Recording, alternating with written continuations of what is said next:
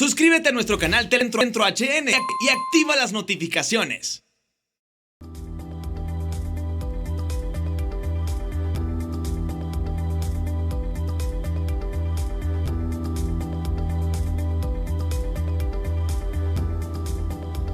Buenas noches, bienvenidos al banquillo. Les saludamos como de costumbre a través de TSI. Les recordamos que ahora estamos también a través de HRN, La Voz de Honduras. Hoy desarrollamos un tema de trascendencia para el país, de importancia para usted que está siguiéndonos a través de TSI y La Voz de Honduras. Estamos bajo emergencia nacional. La epidemia del dengue ha cobrado ya 44 víctimas mortales y hay muchos casos en estudios. Nos acompaña la doctora Edith Rodríguez, jefa de la Unidad de Vigilancia de la Salud.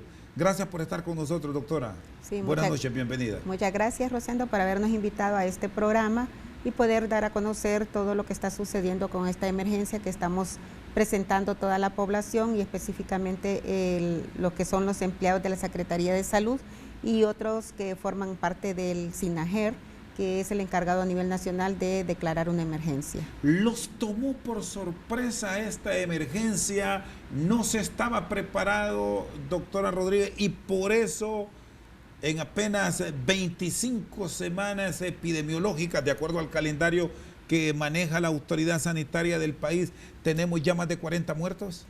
Mire, la emergencia, no emergencia, sino que la epidemia nació en forma focalizada en el municipio de Choloma y Pimienta, en la región sanitaria de Cortés. Desde el año pasado nosotros empezamos, porque en la unidad de vigilancia lo que se hace es recolectar, analizar y difundir los datos a las autoridades para que tomen las decisiones. Entonces, desde el año pasado se notificó que se estaban teniendo este aumento de casos en estos dos lugares y por lo tanto estaba afectando a la región de Cortés como tal. Se empezaron a hacer en ese momento las medidas de prevención, porque hay medidas de prevención, de control vectorial, y está la parte epidemiológica y luego lo que es la atención a los pacientes. Entonces comenzamos con la parte de prevención, pidiéndole a la población que colaborara con las medidas de limpieza a nivel de sus solares, botando todo lo que era chatarra o aquellos recipientes que pudiesen acumular líquidos y que pudieran ser criaderos de zancudos, previniendo, ¿verdad? Estábamos en esos momentos, pero la población no tiene esa percepción del riesgo, entonces no hicieron caso a las medidas. Luego la enfermedad se fue extendiendo a los otros municipios de la región y los alcaldes municipales han estado desde el año pasado trabajando.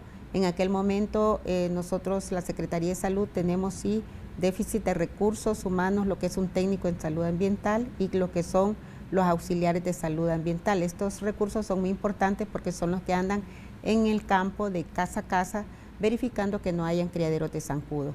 En ese momento nosotros y a la vez todavía nos falta completar la cantidad de recursos humanos para poder atender la parte vectorial, pero los alcaldes municipales de Cortés, todos ellos, empezaron a trabajar dotando de este tipo de recursos, aunque no capacitado, pero sí al menos que fuesen a visitar las viviendas. ¿Sienten que sí se comprometieron los alcaldes ya ahora que el problema no es para Cortés, sino es de todo el país y que tienen el respaldo que ustedes requieren para hacerle frente a esta emergencia? ¿O hay algunos jefes edilicios que están desconectados por estar más pendientes de otras cosas de país, doctora Rodríguez? Mire, puedo mencionarle lo que es Cortés, incluyendo lo que es San Pedro Sula, los alcaldes comprometidos desde el año pasado.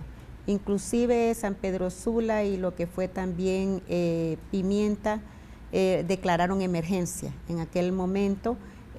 También el 26 de febrero el señor presidente declaró un día D, que si usted recuerda antes se dedicaba un día exclusivo entre abril y mayo para poder hacer limpiezas con toda la población, pero esto la Secretaría pensó de que debería ser la población la que debería hacerse cargo de la limpieza de sus viviendas y no nosotros tener que ir casa por casa.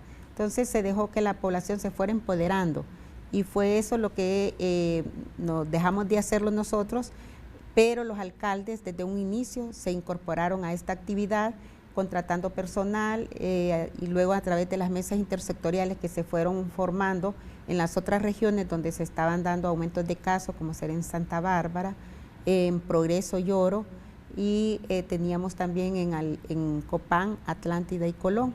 Entonces ahí empezaron a trabajar también los que son los alcaldes y las mesas intersectoriales.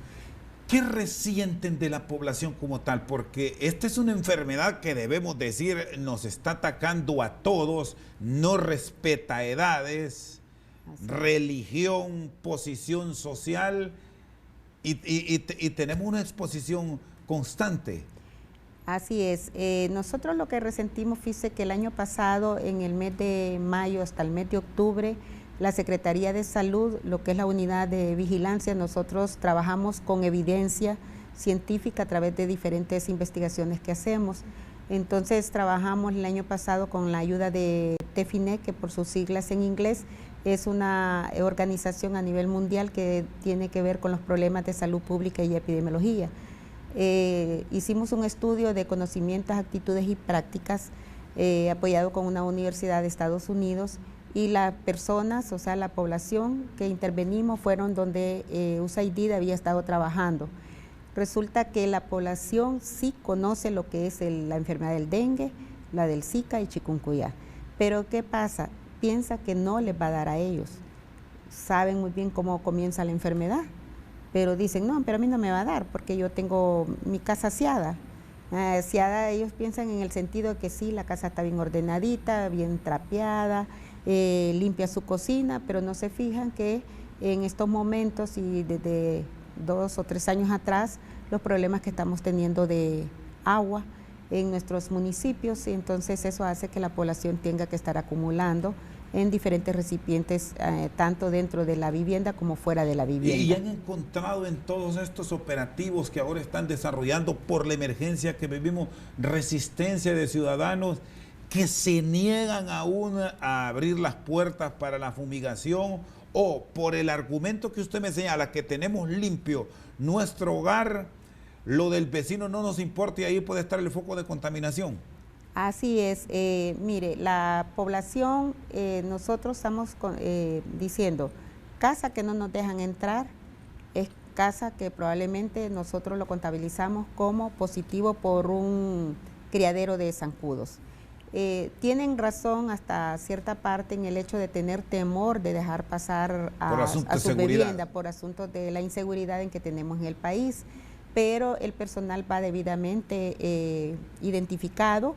En todo caso, nosotros estamos pidiendo de que le digan, pregunten a qué número de celular pueden llamar de su jefe inmediatos para verificar si realmente se está la Secretaría o en este caso alguna de las instituciones del SINAJER está inmerso en esta situación, y así poderle darle esa confianza al dueño de la vivienda. ¿Cómo andan identificados para que en zonas del interior del país no tengan la dificultad de abrir sus puertas y permitir la revisión de sus hogares? Mire, el personal de la Secretaría de Salud anda con sus chalecos, es un chaleco color beige con un símbolo de la Secretaría de Salud en este lado y por la parte de atrás, y andan con su respectivo carnet, donde atrás está el sello de recursos humanos de la región sanitaria. Ahí dice, está la firma, está el nombre de la persona, del jefe de recursos humanos, y ahí dice por cualquier situación llamar al teléfono tal. Entonces pueden llamar a ese teléfono que miran en la parte posterior del carnet y poder verificar si realmente es una persona que trabaja con la Secretaría de Salud. Por otro lado, están ayudando otras instituciones, sobre todo el SINAJER, que usted sabe es dirigido, coordinado en estas situaciones de emergencia por COPECO.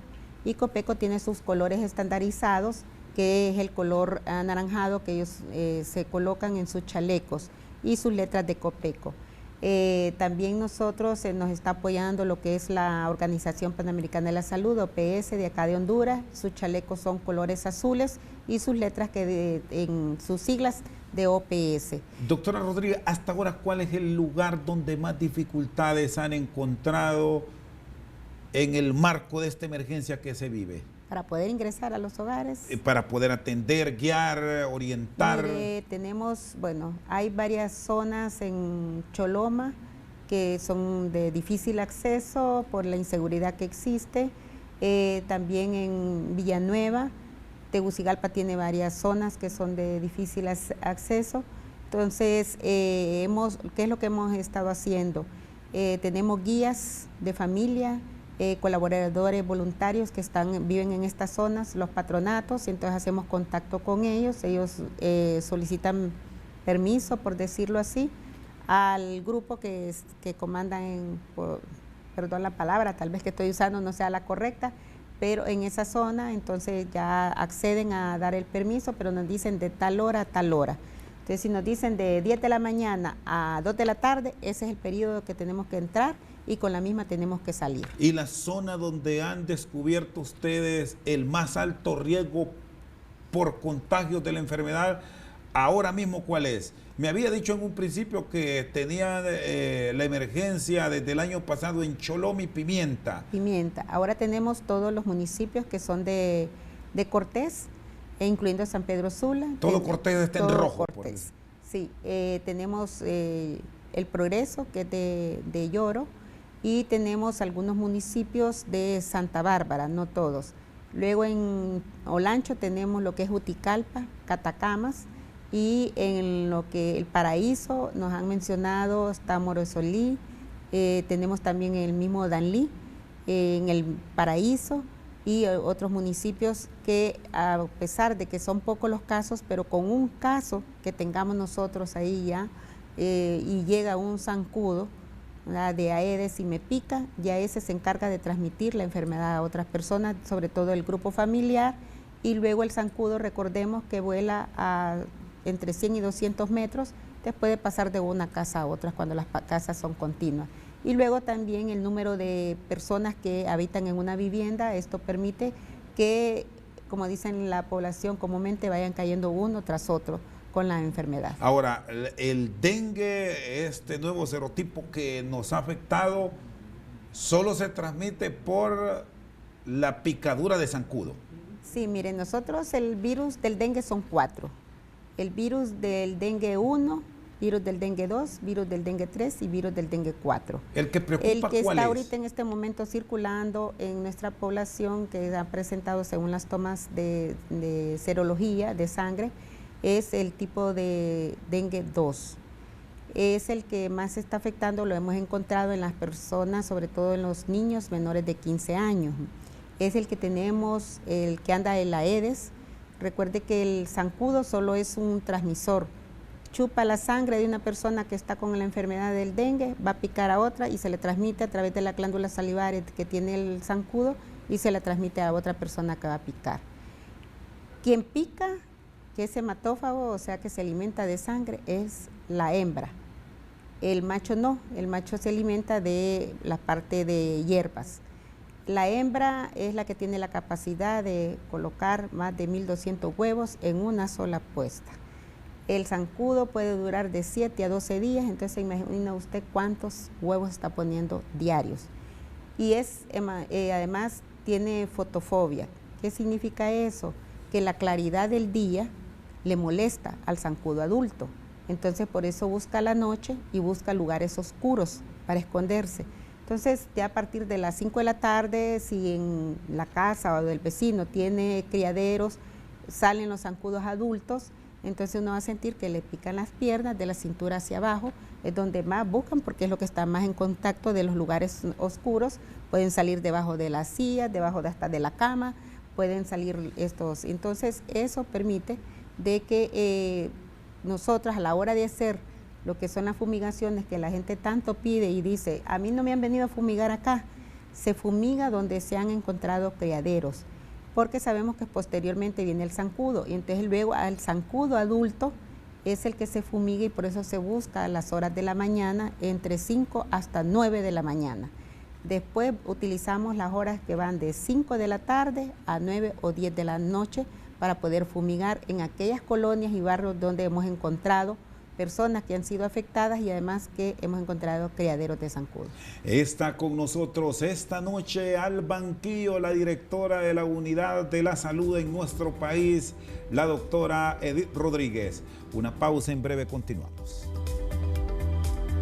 Niños pequeños, a veces esos pañales de tela, de gasa sirven para poder colar el agua y ahí quedan las larvas y perfectamente las pueden destruir, y esa agua, una vez que ha sido colada, puede volverla nuevamente a colocar en los recipientes una vez que estos están limpios.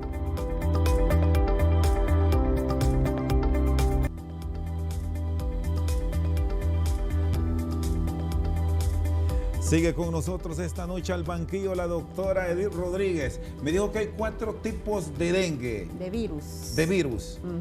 El que más les preocupa justamente es el 2, que es el que es que como es el que afectando. está circulando, no significa que nosotros no estemos vigilando los otros tipos de virus, porque eso se hace a través del Laboratorio Nacional de Virología, donde hacen estudios microbiológicos para saber a través de la sangre de las personas que se sospecha de dengue, entonces ahí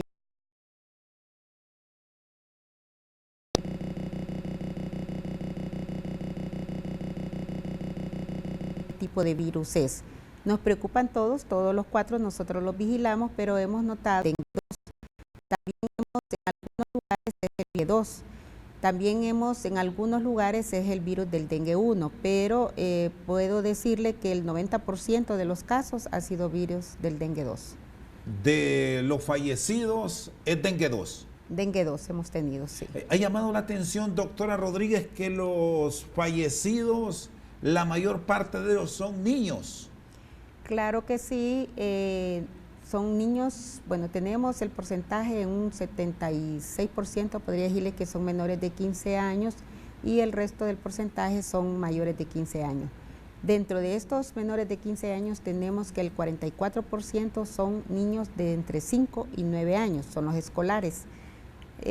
Son los que pasan en la casa, los adolescentes y los escolares, por lo tanto son los más afectados. Porque como hemos mencionado, las horas en que anda el zancudo hembra adulto que anda picando. Entonces, aquí en la población que encuentra expuestas en las casas son estos niños de estas edades. Los adultos, ellos tienen que cuidarse sobre todo en su lugar de trabajo, que en su trabajo no hayan tampoco acúmulos de chatarra, recipientes que estén guardando agua, que no estén tapados, y en un momento determinado, si se identifican criaderos de zancudos y demás que andan zancudos adultos, solicitar a la Secretaría de Salud para que se le haga el rociado fuera de las instalaciones, no dentro.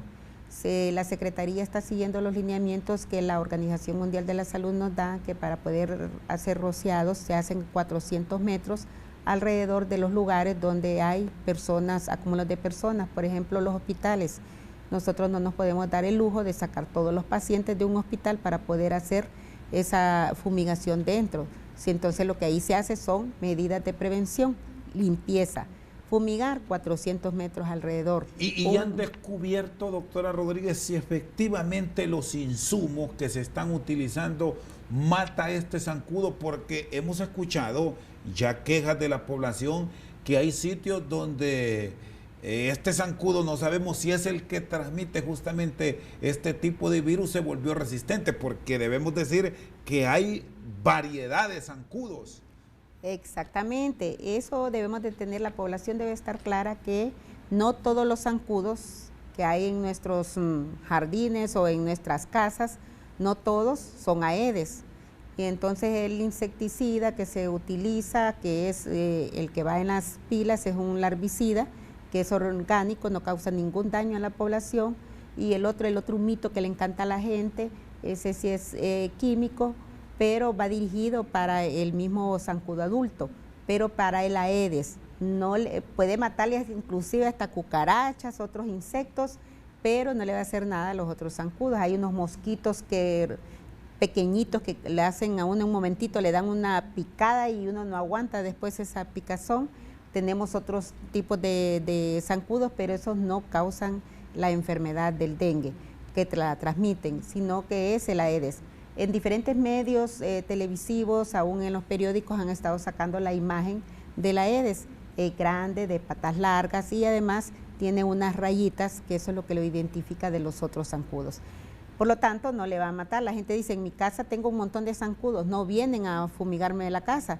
Cuando va el personal de salud a inspeccionar, nota de que no hay criaderos, tiene limpia su pila y todo, y sí identifica que hay otro tipo de zancudos, pero que no son el Aedes, entonces por lo tanto no hay necesidad de hacer fumigación. Esta fumigación que ahora mismo se está desarrollando y se está poniendo en marcha a nivel de todo el país, ¿ustedes como autoridades dan la garantía que sí mata el Aedes? Así es. Sobre todo el insecticida, que es el que utilizamos a nivel de ambiente, que andan los vehículos en la noche, y también lo que usan con las termonebulizadores, que son las máquinas que son largas y que carga el personal de salud en sus hombros, sí, les puedo decir que sí mata el zancudo.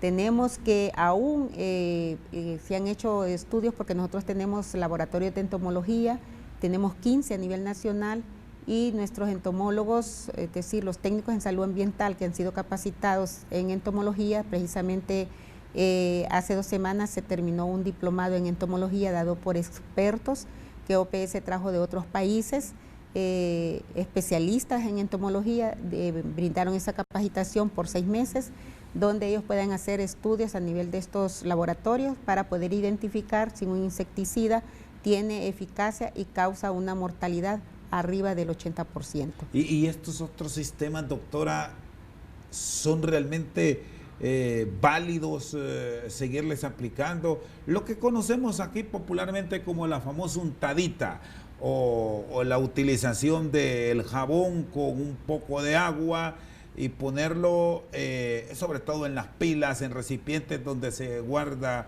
agua. ¿Se tiene certificado que sí ayuda en este tipo de emergencia? Sí ayuda, y le voy a decir una cosa, que Honduras fue el país que comenzó con la untadita y luego fue analizado a través de otros países y sirvió de evidencia científica inclusive de que sí mata los huevos. La untadita es para matar los huevos y evitar que salgan las larvas. Se unta el detergente con cloro, luego se hace un cepillado fuerte en las paredes de las pilas, bajo los lavanderos, que sobre todo esa rugosidad que tienen los lavanderos abajo, porque recuerde que bajo el rival. El rival, exactamente, no se le da fino. Entonces ahí es el lugar perfecto para que el zancudo de la Aedes vaya a colocar sus huevos. Y como queda en la parte baja y además es oscuro, te favorece. Entonces, pero sí es una forma de prevención. Una vez que se lava la pila, hacerle la untadita, dejar de 10 a 15 minutos y luego volver a limpiar la pila y dejar que se llene de agua. ¿Y qué le dice a aquella ciudadanía? Bueno, que sabemos aquí más del 64% de la población vive en condiciones de pobreza y muchas veces con dificultad incluso tiene agua. ¿Aplica este tipo de medidas para evitar que proliferen criaderos de zancudo? Pero esa agua que tienen ese recipiente la utilizan no para lavar, es para el consumo humano en muchas ocasiones. Hay riesgo por aquello de haber puesto detergente, usado cloro, que esa agua después se tome. Mire, recuerde que las aguas que guardan en las pilas generalmente la población la utiliza para lo que es lavado de ropa, inclusive para bañarse, pero no causa ningún daño, porque después de que le aplicó la untadita, después tiene que lavarla bien, y una vez que la lava bien, la deja libre de detergente y de cloro, y de ahí permite que caiga el agua nueva que le está llegando. Un punto muy importante que usted acaba de tocar es el problema que tenemos ahora de las sequías, y las personas tienen que pagar a veces 300, 400 lempiras, y ahí no sé cuánto más, porque hay que ahorrar el agua. Botar un balde. Claro, nosotros en plata. ningún momento, yo soy la primera que le digo no bote su agua, pero si tiene larvas, cuélela, puede colarla, y por supuesto que en el coladero hay telas que sirven para eso, inclusive las madres que tienen niños pequeños, a veces esos pañales de tela, de gasa, sirven para poder colar el agua, y ahí quedan las larvas y perfectamente las pueden destruir, y esa agua, una vez que ha sido colada, puede volverla nuevamente a colocar en los recipientes una vez que estos están limpios. ¿La batización sigue siendo una opción o ya son métodos que los han ido descartando por aquello de la resistencia que se cree, que se termina creando a ciertos vectores? Mire, la bate, que es el Temefos, que nosotros estábamos utilizando, sí es un larvicida muy bueno, pero debido a que hicimos un abuso de él, ha causado resistencia. Entonces, la Organización Panamericana de la Salud ha dado lineamientos que después de un tiempo que se ha utilizado cierto larvicida o cierto insecticida y que crea resistencia, dejar de utilizarlo por un periodo de tiempo, unos 4 o 5 años, para que esa nueva generación, podríamos decir, de zancudos o de larvas sean sensibles nuevamente hacia ese larvicida o insecticida. Está con nosotros esta noche al banquillo la doctora Edith Rodríguez. Una pausa, en breve continuamos. A la semana 25, que el día de hoy finaliza, tenemos 15.406 casos en total.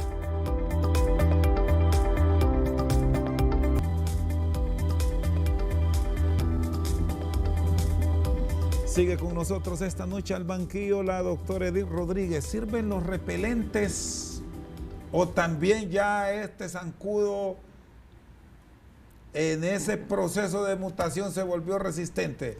Mire, puede utilizarse el repelente, pero recuerde que también los precios a veces no son accesibles para toda la población, pero si alguna persona puede comprárselo, puede acceder al precio, entonces que lo utilice. ¿El Estado cómo está, doctora Rodríguez?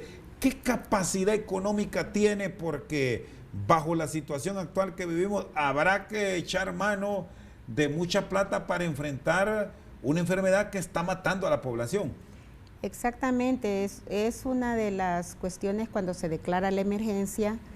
Todas las instituciones estamos obligadas a trabajar por el bien de la salud de la población. El SINAGER es una organización que está con varias instituciones y además el gobierno destina cierta cantidad de millones, le voy a decir, para poder comprar los insumos y contratar el personal requerido. Lo que sucede es que ahorita en la forma en que estamos, y si la población no colabora, créame que ningún presupuesto que se dé en una emergencia va a ser suficiente si la población no pone de su parte. Podrá gastarse millones tras millones, pero por favor, nosotros como Secretaría de Salud le suplicamos a la población que atienda todas las medidas de prevención que a través de los diferentes medios, tanto escritos como televisivos, hemos estado brindando para que evitemos que esta enfermedad continúe. En este momento, ¿qué urge? ¿Qué es lo que requiere comprar bajo esta emergencia para atender la misma? Necesitamos recursos humanos.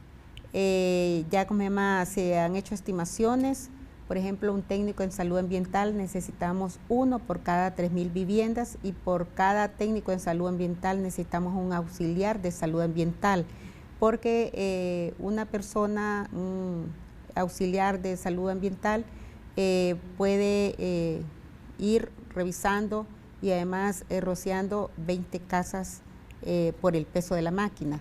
Por eso se necesitan 2 para que después se vayan trasladándose, porque la máquina es grande y además tiene un tanque que se le pone combustible, porque funcionan con combustible con diésel. Entonces, yo he intentado levantar una de esas máquinas y no he podido. Ya entonces, por eso son hombres y necesitamos 2 para que se lo vayan intercambiándose y, por supuesto, de evitar el agotamiento. Hemos hecho estimaciones y necesitamos 320 técnicos en salud ambiental a nivel nacional. ¿Y se van a contratar, doctora? ¿Tienen el recurso o lo que han trasladado no va a ajustar para estos números? Mire, lo que sucede es que no hemos hecho nosotros lo que es una transición de la población que trabaja con la Secretaría de Salud. Se nos han ido jubilando este tipo de personal y actualmente tenemos pocos. Para el caso puedo decirle que Villanueva solo tiene un técnico en salud ambiental para toda la población que tiene. En Choloma se ha contratado, pero Choloma es grande, es un municipio con una población arriba de los 500,000 habitantes, entonces se imagina la cantidad que se necesitan. Yo le estoy hablando en aquellos municipios donde la incidencia es alta. Entonces póngale usted 320 que necesitamos técnicos en salud ambiental, más el doble necesitamos de estos de los auxiliares para que puedan atender 3,000 viviendas. O sea, eso es lo que se le pone a cada técnico en salud ambiental que tiene que estarlo haciendo. ¿Con los médicos cómo están? ¿Con los enfermeros por aquello de la atención cuando ya está una persona afectada y que hay que brindarle cuidado, bien sea en un centro de salud, en una Clipper o hasta en los grandes hospitales? Mire, en estos momentos se ha priorizado también ese tipo de personal, la Secretaría de Salud y con la ayuda también de la emergencia, de los fondos que han entrado por la emergencia, se han contratado especialistas, como son niños los que están siendo afectados, pediatras, aquellas personas adultas que tienen una enfermedad de base, que tienen, por ejemplo, una hipertensión arterial o que son diabéticos o problemas renales o cardiovasculares, entonces se han contratado también internistas para las mujeres embarazadas para evitar de que no vayan a tener riesgo en el momento de todo su embarazo o en el parto, también ginecobstetras, médicos generales, licenciadas en enfermería y auxiliares de enfermería. Esto a nivel de los hospitales. En esta semana el Catarino Rivas por el momento no nos ha notificado de funciones, pero sí todos los hospitales han tenido ahorita, el día de ayer, el dato que me dieron, un aproximado de 200 ingresos diarios que se ha estado teniendo en lo que es en esta semana a los diferentes hospitales del país. ¿Les ha afectado esta huelga o estas convocatorias que tiene la plataforma, la falta de personal, o si ha superado esta crisis que se ha vivido en los últimos días? Fíjese que se ha superado porque inmediatamente que se dio a conocer el primer PCM 28, que fue la emergencia para los 12 regiones sanitarias, inmediatamente se solicitó que se suspendieran las asambleas y que el personal se incorporara. ¿Y les han apoyado, doctora? Se han apoyado, el personal médico está en sus lugares de trabajo, aparte también se han extendido las jornadas, el personal entraba a trabajar a 7 de la mañana, el personal médico estaba hasta de 7 a 1, porque la jornada es de 6, pero se ha extendido, se ha contratado personal para que los establecimientos de salud estén abiertos hasta las 7 de la noche. Sábado y domingo también están aperturados en los municipios donde tenemos alta incidencia. A hoy, ¿cuántos son los casos que tienen? Porque se da una cifra ahora y minutos después cambia. ¿Qué números son los que están manejando al cierre ya en las próximas horas de la semana epidemiológica 25 es? Estamos en la semana 25, ya a partir del día de mañana nosotros ya tenemos los datos de la semana 26. ¿Por qué nosotros siempre vamos con los datos, como usted dice, atrás? Nosotros tenemos que esperar a nivel central para dar estos datos oficiales, que nos lleguen toda la información procedente de todos los establecimientos de salud, desde aquel establecimiento que está en una zona muy alejada, remota, por decirlo así, tenemos que esperar. Además, los de los hospitales tienen que llegarnos esos datos. Entonces, si usted se va en este momento a la región de Cortés, probablemente el personal ahí le va a decir, no, nosotros tenemos más de lo que dijeron en nivel central, pero porque ellos tienen el dato real en este momento. Nosotros ese dato lo vamos a recibir hasta la otra semana. Entonces, y luego esperamos que los demás lleguen para poder dar ese dato oficial en una forma consolidada. ¿Tienen datos consolidados de lo público y lo privado o no han entrado a lo privado, doctora Rodríguez? Mire, no le puedo dar datos del sector privado porque ellos no notifican, a pesar de que el Código de Salud dice que toda persona que vive dentro del territorio hondureño tiene la obligación de notificar cualquier enfermedad transmisible. El dengue es una enfermedad transmisible. Hasta la semana 25, que el día de hoy finaliza, tenemos 15.406 casos en total de dengue. De estos quiero, por favor, que no los sumen, porque usted dice, y tiene razón en el sentido que se miran unos datos, otros datos, pero es porque tienden a sumar. Este es el total de los casos de dengue. De estos 15.406 tenemos 10.074 que son dengue sin signos de alarma. Además, si lo dividimos, también tenemos, dentro de estos 15.000, tenemos 5.332 casos de dengue grave acumulados a la semana. Ese es el delicado. Es el delicado. Entonces, no podemos hacer la suma porque estoy viendo que me están sumando los 15.000 los más los 5.000 y dicen 20.000. No, la enfermedad tiene 3 fases para el manejo clínico. Primero se comienza con dengue sin signos de alarma. Después esta misma persona puede gravarse y pasar a dengue con signos de alarma. Después su cuadro puede ir según más agravando y llegar a un dengue grave y después se ingresa. Entonces yo no los puedo sumar porque es la misma persona que me ha pasado por estas diferentes fases. Entonces si yo lo sumo estoy haciendo un sobreregistro. ¿Fallecidos son cuántos hoy? Fallecidos tenemos nosotros con toda la documentación necesaria 79. Si bien es cierto, el día de ayer falleció un niño, pero todavía no tenemos la información completa. Mientras tanto, aunque se oiga una forma fría, no entra en nuestras estadísticas todavía. ¿Tienen cuántos fallecidos, doctora? 79 fallecidos, de los cuales confirmados por laboratorio tenemos 44. Ahora, quiero hacer la salvedad que en el Hospital Mario Catarino Rivas tenemos ahorita personal experto de OPS y tenemos una emergencióloga que ha venido a apoyarnos y es experta en dengue y ha revisado 50 expedientes de las personas que han fallecido. Recuerde que de Catarino llegan de diferentes lugares de la zona noroccidental. Se ha encontrado de esos 50 personas fallecidas, revisando toda la documentación pertinente, que han salido positivos, que realmente el manejo fue adecuado y que al final esta persona falleció por dengue ya con grave. Está con nosotros al banquillo la doctora Edith Rodríguez. Una pausa, en breve continuamos. Tenemos que prevenir. Aquí que miramos lo rojo es la emergencia total. Exactamente.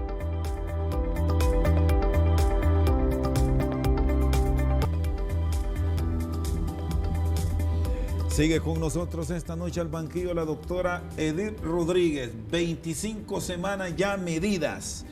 Normalmente, si vemos las estadísticas de años atrás, septiembre que cae la semana 37 es lo más delicado, es como el pico.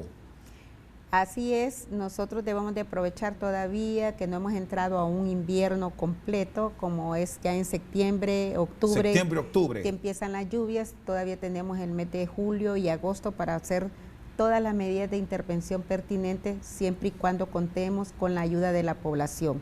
La Secretaría de Salud, con todas las otras instituciones del SINAJER, si no ayuda a la población, va a ser poco lo que vamos a hacer. Hay sectores que dicen que se descuidó la Secretaría de Salud, que de pronto por lo del cambio de ministro no se acoplaron bien las ideas y esto generó que se dispararan estos números que a hoy, 4 de julio, no era común escucharlos antes, doctora. No, eso no es así. Inmediatamente que hubo cambio de un ministro a otro, se le notificó la situación en que estaba. Es más, le voy a decir que personalmente estaba en Choloma, en la región de Cortés, atendiendo lo que era Choloma y Villanueva con el personal de salud de esa región. Cuando regresé, ya estaba la nueva ministra, la licenciada Alba Consuelo. Inmediatamente me llamó y que le pusiera al tanto de todo lo que estaba pasando. Lo mismo el doctor Roberto Cosenza ha estado pendiente también de esta situación. Lo que pasa es que se estuvo desde el año pasado, aún cuando estaba el doctor Sánchez, él estaba pendiente y es más, me dijo, hay suficiente insecticida, doctora, por favor, déselo a las regiones, evitar de que entremos en una epidemia. Yo ya sé que hay algunos lugares que están en epidemia, pero evitemos que se extienda. Hemos estado desde entonces, pero como les manifiesto, tal vez culpa que tengamos nosotros como Secretaría de Salud fue haber confiado en que la población nos iban a apoyar. Pero tanto la señora ministra como el señor viceministro han estado pendientes, el doctor Roberto Cosenza, que ha estado desde el año pasado, ha estado pendiente de esta situación.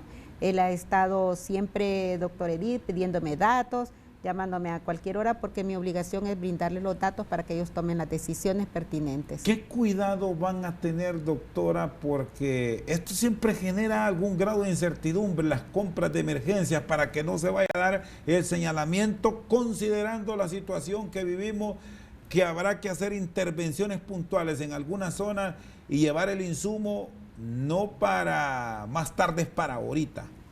Mire, más que todo, ahorita los fondos que se están utilizando es para contratación de recursos humanos. Entonces, pero recurso humano especializado, capacitado, para que pueda atender la parte vectorial, porque no es cualquier persona que vamos a poner a que vaya ahí a hacer cualquier cosa, porque no es eso. Es personal debidamente capacitado previo, luego conducido por médicos epidemiólogos, médicos especialistas, esos son los que se están contratando, y lo que les mencioné de los técnicos en salud ambiental. En eso, por supuesto, no se puede hacer ninguna cuestión que sea de corrupción, si a eso le queremos llamar.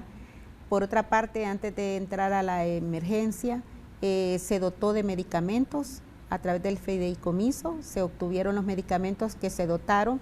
Tardó un poco la distribución que llegara a los hospitales porque la falta de vehículos para poder, porque estos ya son en camiones que deben de estar debidamente con los cuidados que debe por evitar la calor, porque si no se nos pueden arruinar los medicamentos con mantenerlo mucho a temperatura ambiente. Entonces, luego trasladarlo a los diferentes establecimientos de salud, a los hospitales. Lo que es la compra de insecticida y maquinaria, las máquinas, por ejemplo, estas que echan el humo en las calles, se le llaman máquinas Leco, esas cuestan $500,000. Entonces, imagínese usted comprar una Leco, no se venden en el país, se está buscando en estos momentos a ver en qué país más cercano tenemos para poder dotar de 2 a 4 máquinas Leco, ahí nomás son 2 millones para cada región, y esto es insuficiente. Luego hay que comprar las máquinas termonebulizadoras, que el precio, si la Secretaría los compra, claro, como no es una, sino que son varias, el precio se le baja, aproximadamente se han cotizado en 37,000 lempiras cada máquina. Luego venimos con el insecticida que se ha comprado a través de OPS para evitar también cualquier problema en el manejo de estos fondos. Y ya la otra semana, a finales, entra el primer cargamento de... ¿Son rápidos estos trámites, doctora? Porque también priva la salud de la población y muchas veces hay trámites que se vuelven burocráticos y alargan los procesos. Bueno, ahorita con toda la parte de que se debe tener cuidado, porque usted sabe también el Tribunal Superior de Cuentas después puede llegar y tenemos que tener todas cuentas claras, con sus respectivas facturas en las compras. Entonces algunos de esos pasos sí hay que tener cuidado. Luego tenemos que entrar a proceso para comprar las Leco, buscar en qué país tenemos la cantidad. Puede ser que en un país haya una cantidad de X y en otro tengamos que hacer lo otro. Cada país tiene su forma de cómo hacer las compras, y entonces eso sí puede hacer que tarde un poco. Pero no debe pasar de cuánto tiempo, desde las experiencias vividas. Mire, eso sí no le puedo decir, porque hace mucho tiempo dejamos de comprar máquinas porque teníamos dotadas, pero lo que sucede es que no se ha dado el mantenimiento adecuado de las mismas. Entonces ha hecho que algunas de ellas ya en estos momentos ya no estén en las condiciones que sean buenas para poderla utilizarlas. ¿Tenemos municipios con cero incidencia, doctora Rodríguez? Hay municipios, sobre todo en la región del Valle, departamento de Valle, donde no hay casos. Pero ¿por qué la emergencia se fue ahora a los 298 municipios? Porque esos municipios que no tienen ninguna, o sea, su incidencia es de 0, tenemos que prevenir. Aquí que miramos lo rojo es la emergencia total. Exactamente. Lo verde. Lo verde es que están en zona de seguridad, le llamamos nosotros, en amarillo, que es la zona de alerta. pero realmente ahorita ese mapa ya ha cambiado un poco, porque si usted observa lo que es Olancho no está, ¿cómo se llama? No sé si lo rojo tenemos es Juticalpa, unos municipios que están están todavía, pero la prevención, para hacer prevención necesitamos también financiamiento para el personal, entonces ahí va a ayudar para que no llegue la enfermedad a estos lugares. ¿Salimos de esta emergencia, doctora Rodríguez? Si la población nos colabora al 100%, sí, pero tiene la población que poner mucho de su parte para poder tener sus viviendas limpias. Si yo tengo mi vivienda limpia, usted tiene la suya y todos los que trabajan acá la tienen limpia y nosotros ponemos de nuestra parte para que mi vecino haga lo mismo, limpiamos todo lo que es nuestro barrio, nuestra colonia, lo podemos lograr. Pero si yo me quedo esperando que llegue el personal de salud, porque es lo primero que dicen, aquí no ha venido el ministerio, aquí no han venido a fumigarme. No es la fumigación la que va a venir a ayudarle, sino que es cada quien tiene que tener su vivienda libre de criaderos de zancudo. Doctora, muchas gracias. Bueno, muchas gracias, pero a la vez quiero mandarle saludos a mi nieto Matius Enrique Flores Castillo, que vive en Estados Unidos, porque hoy es 4 de julio y pues él es nacido en ese país. Entonces le mando saludos a mi nieticito. Con nosotros esta noche al banquillo la doctora Edith Rodríguez. Por su sintonía, muchas gracias.